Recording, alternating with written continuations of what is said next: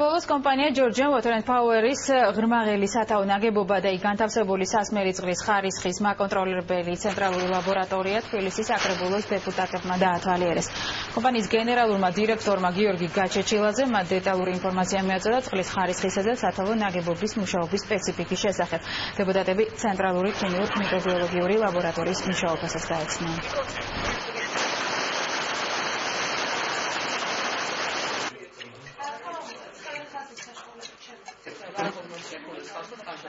As ნახეთ ჩვენი თვალით, ეს არის ევროპული სტანდარტების ლაბორატორია, სადაც მე მინდა ფაქტიურად დარწმუნებული თქვა და მოსახლეობას თბილისის მოსახლეობა დავარწმუნე იმაში, რომ აბსოლუტურად უსაფრთხო არის ის ხალი, რომელიც მეწოდება თბილისის დედაქალაქის მოსახლეობას. ვფიქრობ, რომ უსაფრთხოდ მიმდინარეობს ეს პროცესები, დაცვა ნორმების ძირითადად.